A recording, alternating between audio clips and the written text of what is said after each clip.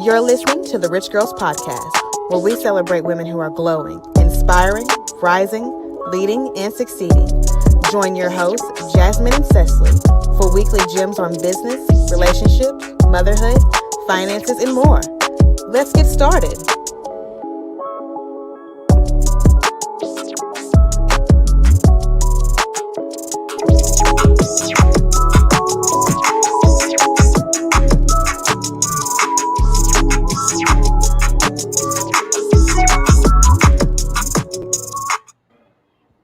Hey, you guys. Welcome Hello. back. What's up, y'all? Welcome back to the Rich Girls Podcast. This is episode 18, Tax Tips with Timalyn. And obviously, we have a very special guest today, Timalyn Bowens. Thank you so much for coming on the show. Yes, thank you.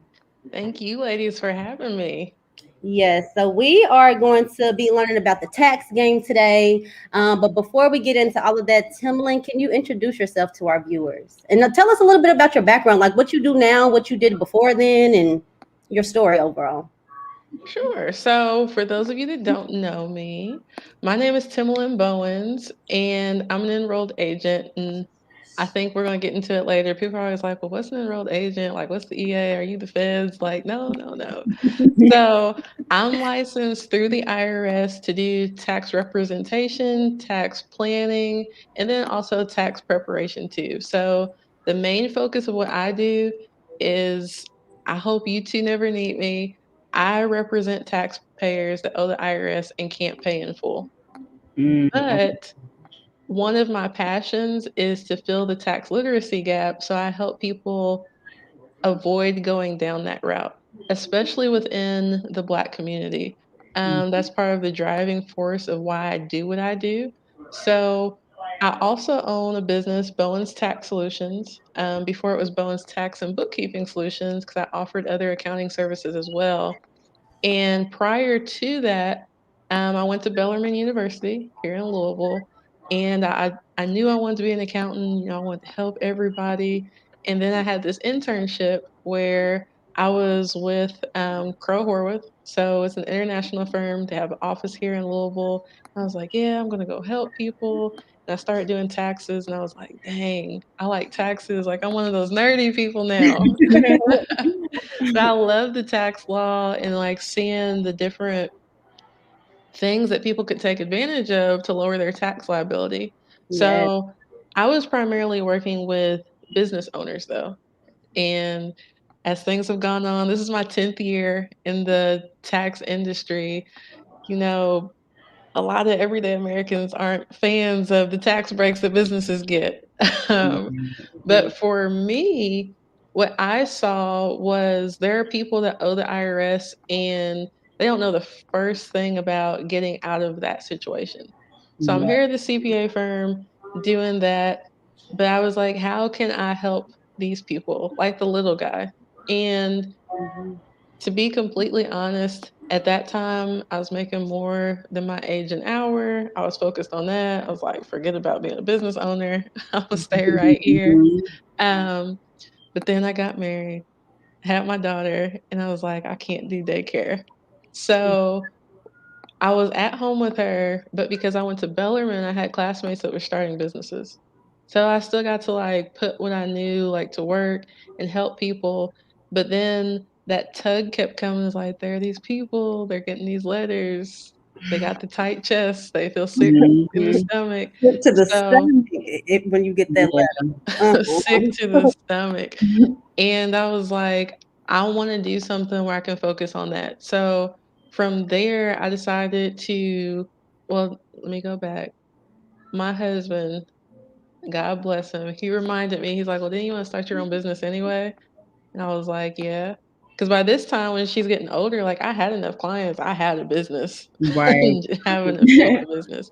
So that's when I started Bowens Tax and Bookkeeping Solutions. But then the pool to actually help people in tax trouble just kept pulling. So I decided to get my EA license.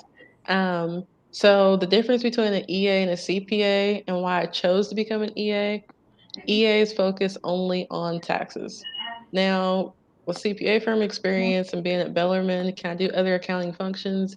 Yes, but I can't sign off on audited financials or something like that.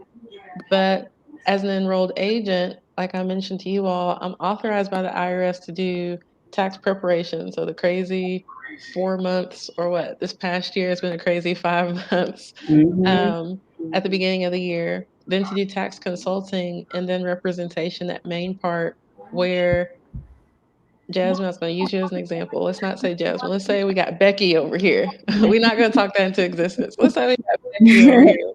And Becky owes the IRS $25,000. What Becky would hire me to do is to become her power of attorney as far as the IRS is concerned.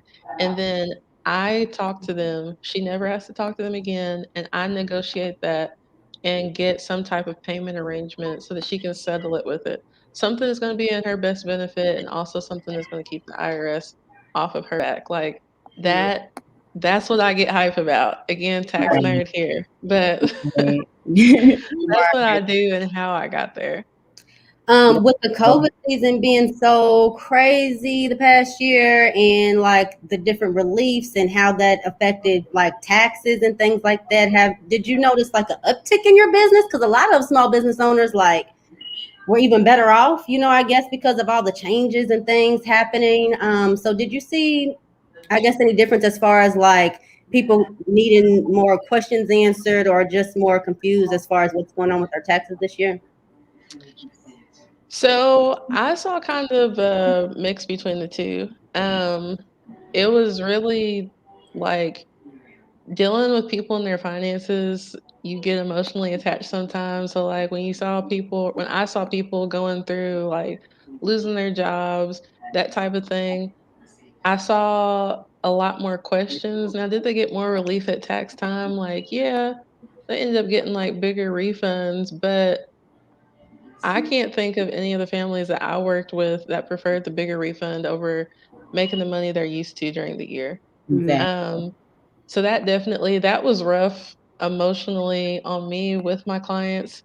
For business owners, I did not mess with the PPP loans.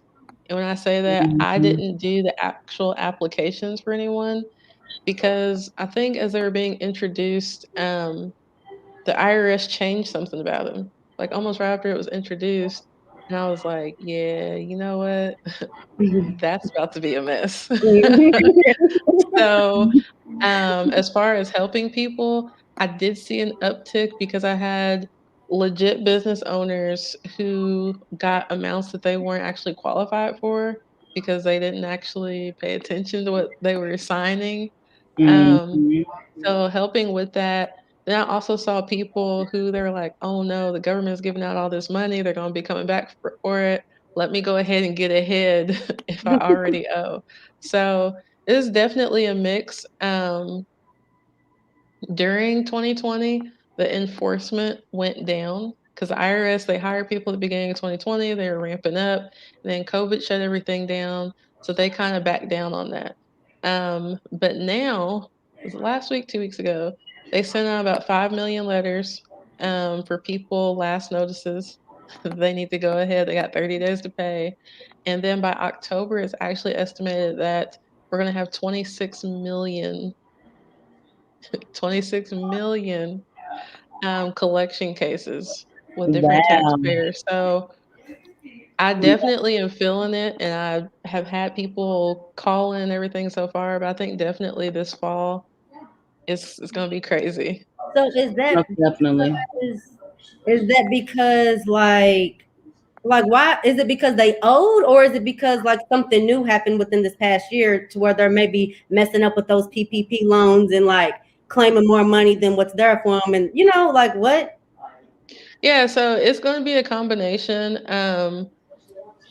The incline, I'm trying to make sure I don't use tax in these words.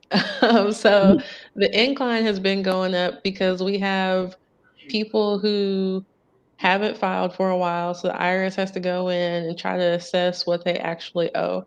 Because I don't know if you all know or not, the myth is you have 10 years and then the IRS can't do anything about the taxes that you owe. Right. Well, if they never assess it, they have until they assess it. So it's 10 years from the time you file it, or they come up with what you owe. They have that long to collect on it. So they're going through and assessing different things. We have people that did lose jobs. We have people who did great in the stock market. They didn't know that all the rules about selling, how that's taxed. So we have those people in there. And then we have people doing the cryptocurrency, which Right. when that initially came out, there wasn't any way to track it. That's why everybody loved it. And the different broker platforms, they didn't have to report your sales and gains like your Fidelity and all of those different companies do as brokers. So now the IRS has kind of got hip to game. Can't remember what year it was, but Coinbase, they actually won a case where Coinbase had to turn that information over. So let's say I Mm. did crypto and I'm like, I'm not reporting out on my taxes because they don't know. Well, Mhm. Coinbase had to turn over all the information that says, hey, Timlin actually made this much. If the IRS thinks that you have a fraudulent return, so you omitted income, that type of thing, they can go back as far as they want to. So we haven't even touched the surface with that. So I can't really say like it's just one thing that's going to be feeding into that. Right. Yeah. Yeah. It sounds like it may be a shit show for real. And people are out here playing like, oh, rich people don't pay their taxes. First of all, that's a myth. They do. They don't pay what people may think they should pay. They do pay their taxes though. And then I'm like, okay, rich people don't pay their taxes, but are you rich? So until then, you got to open and shut case. I got to pay. Right. Yeah. That's Hmm, crazy. that's interesting. So, speaking of which, like between the business owner and the individual, like, because I know that you said, okay, does it have to do with you being rich that they're getting these tax breaks, or is it because you're a business owner and you get certain tax breaks and loopholes and things like that? Um, how can we take advantage of, I don't want to say take advantage, but you know what I mean? Like, how do we play the game? Yeah, I mean, I don't think take advantage is a bad word, or phrase because we have tax evasion, which is illegal, where you don't pay taxes, don't report stuff. Then we have tax avoidance, which every taxpayer should be doing. The tax code and law is there for you to Mm-hmm. take advantage of. The first thing that you should do to take advantage is get off of LLC Twitter because I was about to say all. I don't believe in universal statements. The majority of LLC Twitter information is incorrect. Mm. Um, so one You're of the referring things, actually to Twitter. Like I've never even heard of LLC Twitter. So yes, okay. LLC Right. Twitter that tells I'm everybody not to on start a I'm not even business. on Twitter. Oh, okay. So it's just like you're talking about the trend on Twitter where everybody, Yes, you got to get an LLC. Right. Okay. I'm Yeah. sorry. That's what I'm talking about. Because I'm Okay. like, I have people that aren't even doing anything legit, and they're like, "Hey, I'm And they starting this have it business so I can LLC. get write-offs," and I'm like, Yeah. "So here's the thing: to have a business in the eyes of the IRS, you have to be doing that activity to make a profit. You Yep. make a profit, that's more money that's going to be taxed. Like, yes, you can write off more stuff, but if you have a loss, it's going to offset your profit. Mm-hmm. Hmm. We so long you keep having losses, the IRS is going to say that's a hobby. So you're not writing off anything now. So Exactly. that's the second half of it that people don't take into consideration Mm-hmm. or even share. Wow. But I will use, let's use, for example, Amazon, because everybody's been on Amazon. So they're like, oh, they didn't pay taxes, blah, blah, blah. Bezos didn't pay taxes. Hmm. When you have a corporation like that, he was paying taxes Amazon wasn't. But here's what happened. Because of how innovative Amazon is, they had so many losses in a tax year that they could not take them that tax year. So what happens when you have a business? There are things like a passive loss. So maybe you spent money on something that you weren't actively doing. What they did, they spent all this money on research and development that they couldn't take in 1 year. That carried forward to a year where they had profit. Now, I don't know about you. I I don't want to lose that much money in 1 year to be able to carry it Mhm. forward to where I lose money in the future. Um, then we can look at 45. I'm not on this tax team. I don't know. I'll tell you, as a tax planner and professional, I would love to talk to his tax advisors. Um, some of the things that myself and other tax preparers have talked about, he has a lot of foreign interest. The tax code sometimes is very, very, very backwards. So if we look at tax deductions and tax credits, we all live, Cecily, you're in Louisville, right? I am. So we all live in Louisville. We pay taxes to Kentucky Department of Revenue. We pay taxes to the city. So for school board, all that stuff. Well, if you itemize on your taxes, you get a tax deduction. Mhm. Okay. That tax deduction is going to reduce the amount of money that we are taxed on.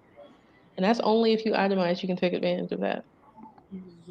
If you have stock in a foreign country and you pay taxes to some foreign country, I don't know why I'm having a brain fart, but just pick one. What the United States tax code says is that you can get a foreign tax credit. I always tell my clients 97% of the time you're going to want a tax credit over a tax deduction because a tax credit is going to be dollar for dollar. So let's say that you owe $1,000 at the end of the year, right, Cecily? Mm-hmm. But you got this stock that's over here in this other country and you paid $1,000 in taxes there. A tax credit is going to dollar for dollar knock that out. So you get a bigger Mm-hmm. benefit from paying taxes to another country than you do paying to your state or local Right. I think it's entity. so Wow.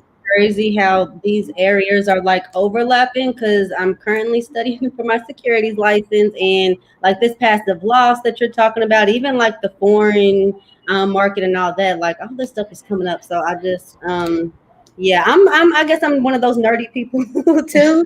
Yes. It's just like very interested in just wanting to know like how every thing works on the macro level. That's funny. And real estate. Real estate is another one. Like, if you purchase a property, one of the things that I love about it is depreciation. So sometimes when people are first getting in the game, they get confused. They're like, hey, I'm buying this house. Like, I should be able to write it all off now. It's like, it's not what we want to do. With different types of properties, let's just say it's residential, we have 28 and a half years to divide up what you spent. So you could have years where, of course, you're going to pay some type of maintenance, taxes, that type of thing. But let's say you don't spend anything else. You're still going to have expenses that are carrying forward for 28 and a half years, even Mhm. if you didn't spend any money that year. Right. So let's think about how much real estate he has. Yeah, so yeah, because one of my business mentors, honestly, he just like I support your decision because he knows I'm a realtor, but he always just says that real estate, he's like, even though I'm a home owner, like it costs way much, it sucks the money out of your pocket. So it's like, not just, we're talking about the property taxes or the maintenance and the sinking fund, and like now you're talking about some sort of in the future tax situation that you have to be mindful of. So yeah, that's just something to think about too. I'm glad that you brought up real estate and how it relates to the tax code. So, what is your overall advice on the LLC stuff? Like, when do you need an LLC, Timlin? So that honestly is going to be different for everybody. Mm. What an LLC is, and people get confused, you don't need an LLC to have tax write-offs. You can write it down, you can quote me, say Timlin, America's favorite EA said it. You don't need an LLC to have tax write-offs. What happens where people get confused is an LLC is a legal entity to protect you. The IRS does not recognize an LLC if you're a single member LLC. Now, if you're an Mhm. LLC and you choose to be taxed as an S corporation, partnership, that's completely different. But my single member LLC tax client is going to be taxed the exact same way as my sole proprietor client is on a Schedule C. So for me, somebody going into my industry, yeah, an LLC like ASAP Yeah, because somebody's gonna come for you. right. The liability is just Yeah. high. Yeah. If you have something where maybe you want to have a little side hustle with a network marketing company, you only making under $5,000, you don't need an LLC for that.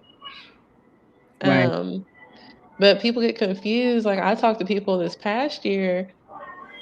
I think last year opened up a lot of people's eyes that yes, there are other ways that I can make money outside of being an employee. And I know people that killed it and they're like, yeah, I'm gonna get with you next year because I didn't start my LLC. And I'm like, the IRS wants you to report that as soon as you hit $400. Mm-hmm. So, like, they don't care if you have an LLC or not. And for me, in the state of Kentucky, I tell people the only thing that's going to change is you're going to add one extra form that Kentucky wants for you to file between being an LLC and being a sole proprietor. Yeah. So for tax purposes, LLC, single member LLC doesn't mean anything. But I think people should have that protection for their business and get an LLC. Mm-hmm. Okay. Nisa Cooley says, great information. Thank you for tuning in and watching today with us. If you guys have any questions Thank for you, Nisa. Timalyn, please drop it in the comments below. She just went over so much information. I'm over here just trying to follow because I don't know, text stuff can just be super complicated. Um, do you have any questions, Cecily? Before we can go to a quick commercial break for like less than a minute. Did you have Yeah, any? I was just trying to process I everything know, just trying to myself. process everything. Like Yeah, what? seriously. We're gonna go to a really quick commercial break, and we will be right back. Stay tuned.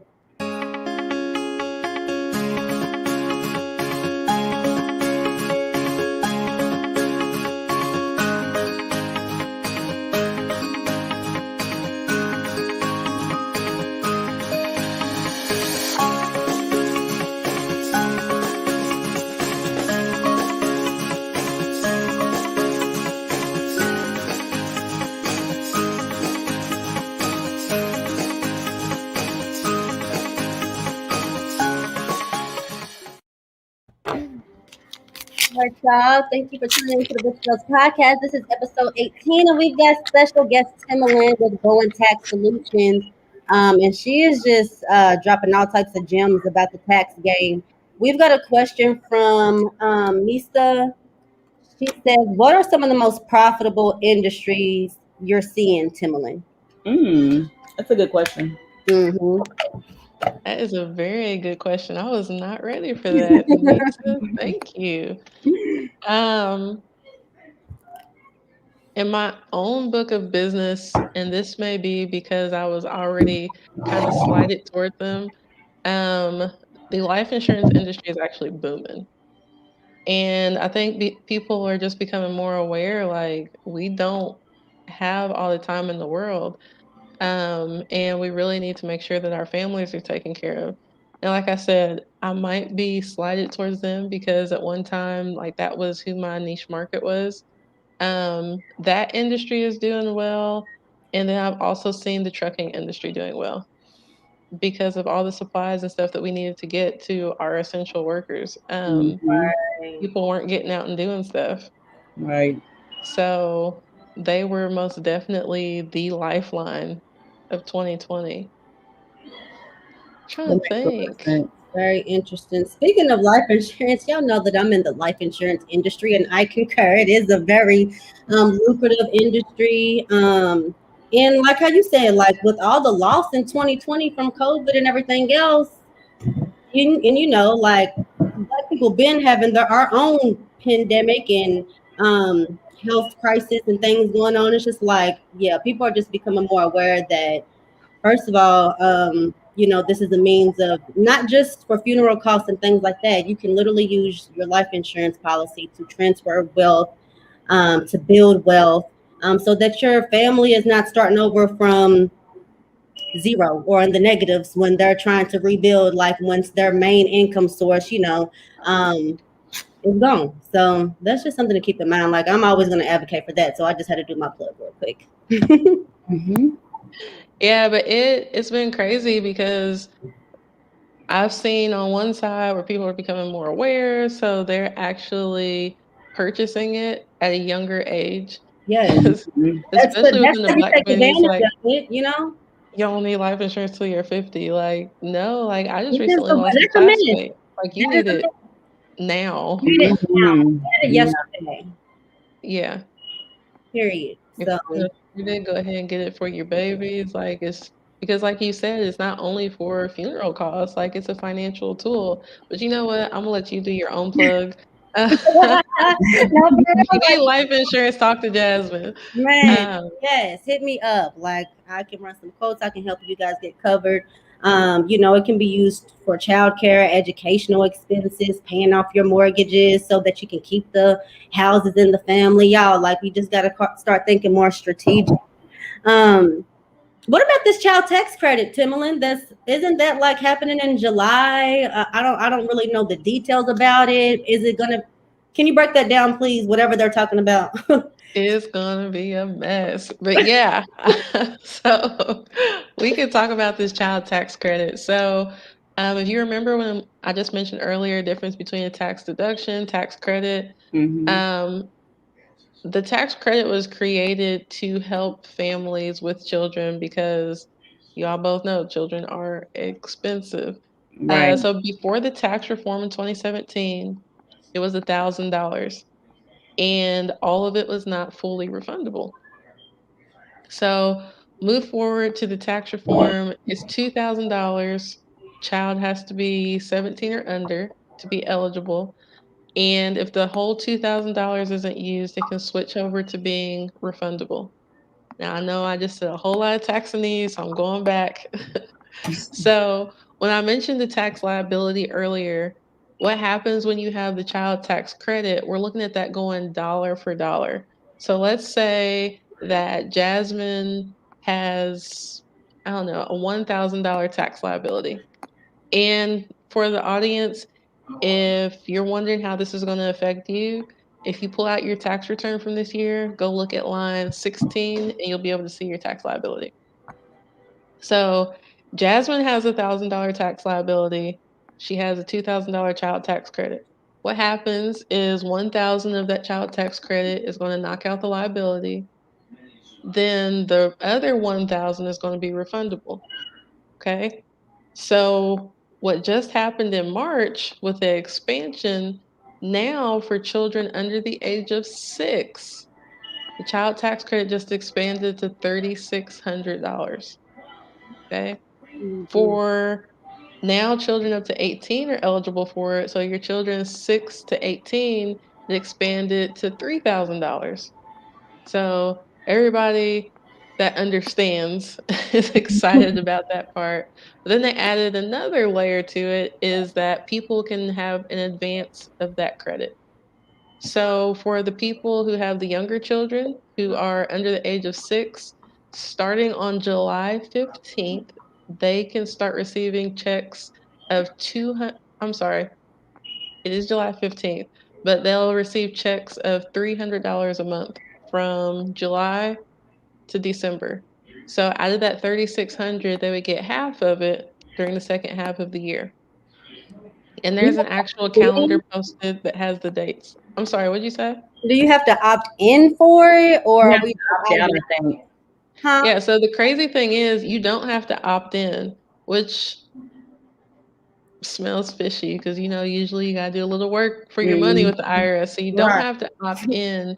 If you don't want it advanced, you have to opt out. Okay. So for children that are 6 and up, that check amount is going to be $250 a child.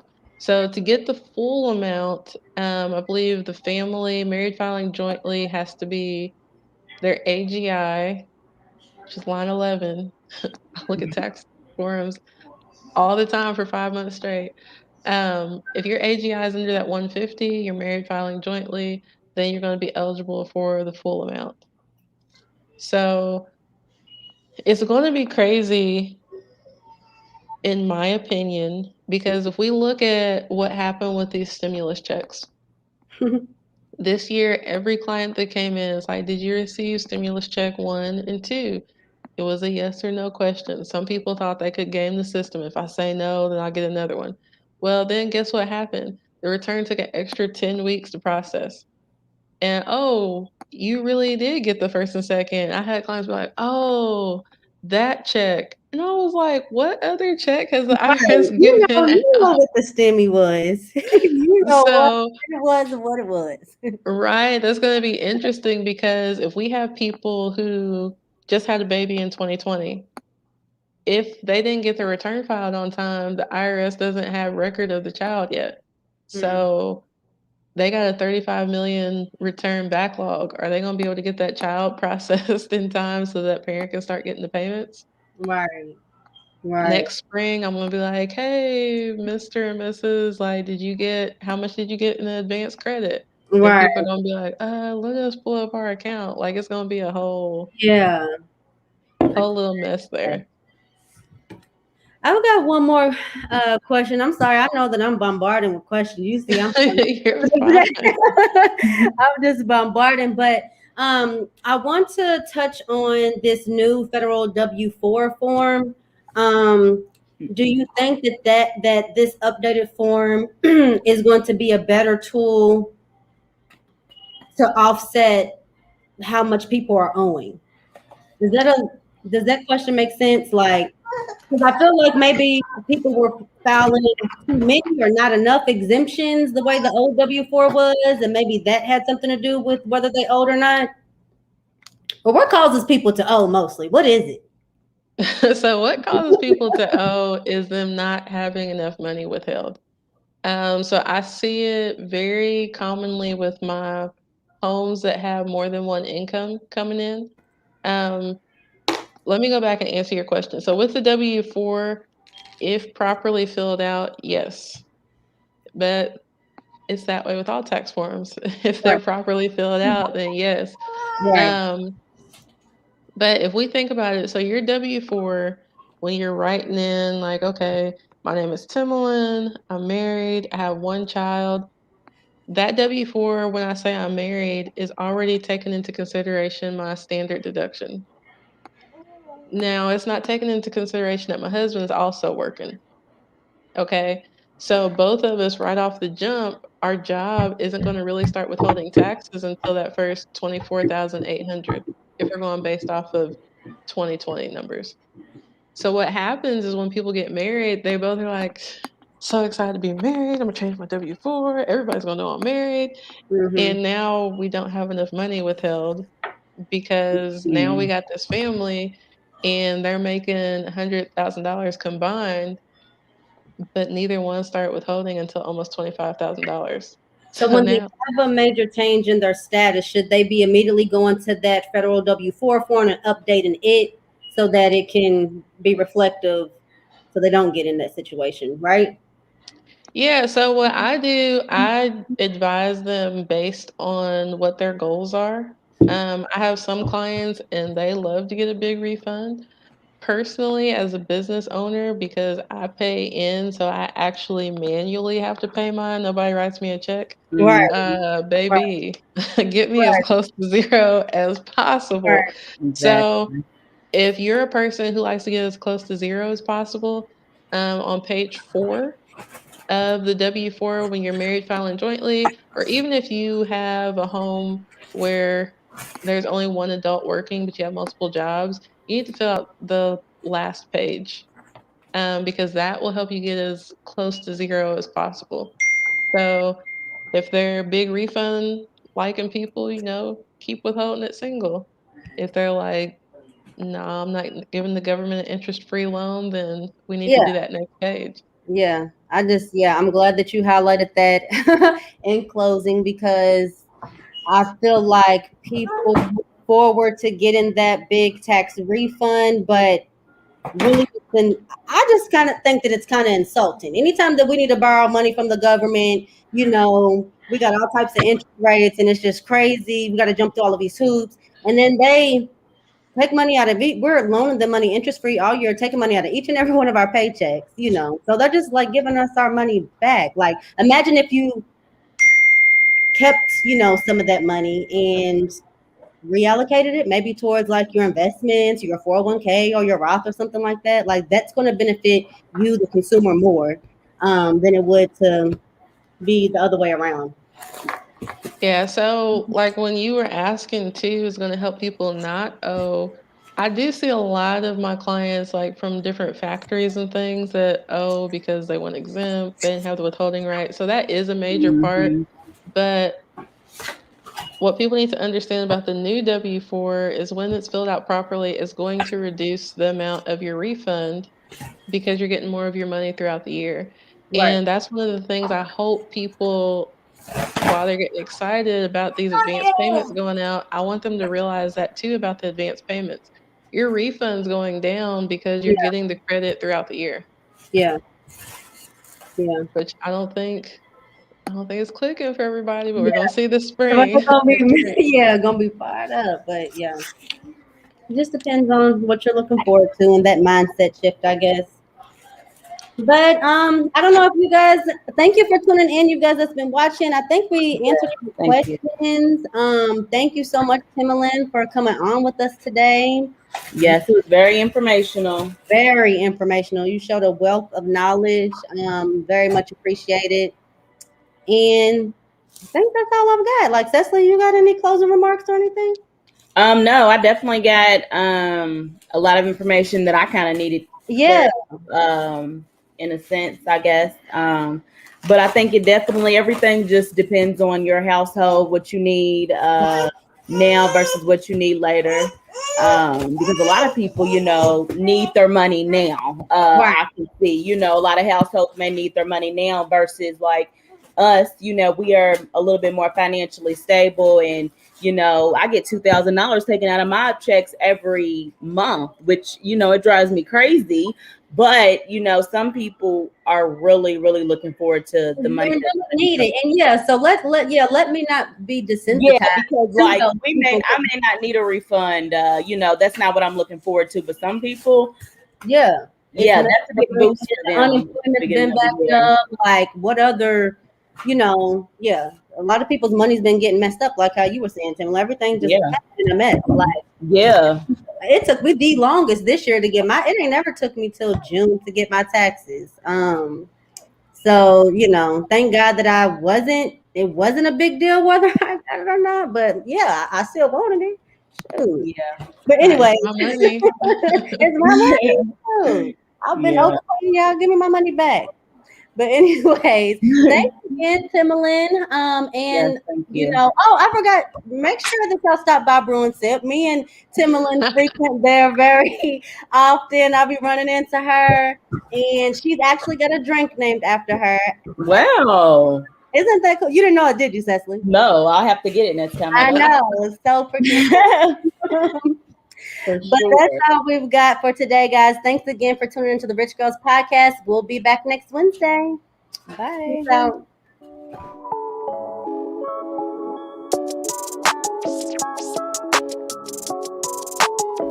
You're listening to the Rich Girls Podcast, where we celebrate women who are glowing, inspiring, rising, leading, and succeeding. Join your hosts, Jasmine and Cecily, for weekly gems on business, relationships, motherhood, finances, and more. Let's